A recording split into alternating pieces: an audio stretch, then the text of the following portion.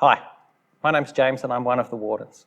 Our parish council met on Sunday and we want to provide you with an update on our finances. At the end of May, the parish council wrote to you outlining things. We shared that at the end of April, we were almost $28,000 behind budget and were estimating a shortfall of about $83,000 by the end of the year. We asked you to prayerfully consider your financial situation and ability to help in the form of either one-off or regular Offertree donations. Firstly, I really wanted to say thank you if you've read the letter, prayerfully and thoughtfully considered it and acted on it. During May, June and July, there are a number of one-off donations and regular increases in Offertree. Thank you. Secondly, we wanted to provide you with an update of where things are at and what it means going forward. Offertree over May and June were up compared to the first 4 months of the year and compared to the same period last year. While we don't have the July figures at the moment, it's only 28th of July today when I'm recording this, on the information we have, July looks somewhat similar to June. Based on this, Offertree remains about $28,000 behind budget to the end of June and is forecast to be about $38,000 behind budget by the end of the year, assuming similar Offertree to June and July over the rest of the year. We understand there's a number of things about our circumstances at the moment that are impacting Offertree. COVID-19 continues to impact our ability to hold in-person services the way we would like, or indeed at all. As I'm recording this, we're still locked down and unable to open our church buildings. This in turn impacts and has further delayed the relaunch of services here at Ingleburn. And by now, I'm sure you're aware, our planned 1st of August back to Barneys celebration services have had to be postponed. This uncertainty is felt by us all, and we're praying for God's providence in both bringing these restrictions and this uncertainty to a swift end, but also in helping each of us to use this time well to have gospel conversations. At the same time, we need to plan for the future without certainty around what tomorrow will be like. We do have certainty of the goodness of God, of our salvation through Jesus' death and resurrection, and the importance of sharing the gospel with the many around us who desperately need to hear it.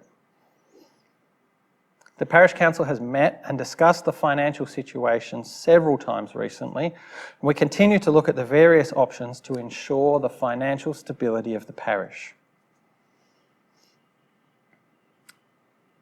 As we outlined in our letter, the vast majority of our regular income, 92%, comes from Offertree, and the vast majority of our regular expenses, 78%, are staffing expenses. The reality we face at the moment is that without a sufficient increase in Offertree, we will not be able to maintain the level of staff we have today. We are fortunate at the moment that our bank balance is healthy, meaning we don't have to make such serious decisions immediately. However, as we consider the remainder of the year and start to plan ahead for 2022 and beyond, the only way we can continue to support having 3 paid ministers on our team is for there to be an increase in regular, ongoing Offertree. And so, we're asking our church members to do 4 Ps: praise, pray, plan, and provide. Number 1 is praise. Give thanks and praise to God for his provision for his church, for keeping us safe throughout the COVID-19 pandemic, for providing us with that healthy bank balance that allows us time to consider things carefully, and for the generosity of all of his people to date. Number 2 is pray. Our God is great and powerful. Bring our church's finances before him and ask for his provision. Ask too for wisdom for the wardens and the parish council as we consider these things. We really, really appreciate your prayers. Number 3 is plan. If you haven't already done so, or even if you have and can do it again, please take some time to consider your own financial situation and plan what you can regularly give.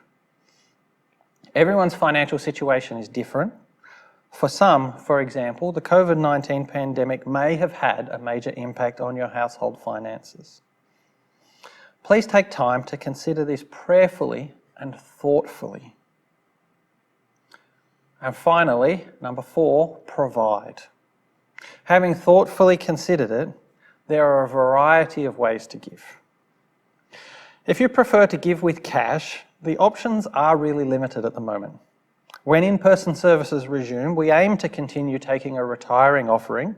We put a box somewhere for you to put money in, noting that it's likely going to be a long time before we are able to safely physically pass a plate around from person to person.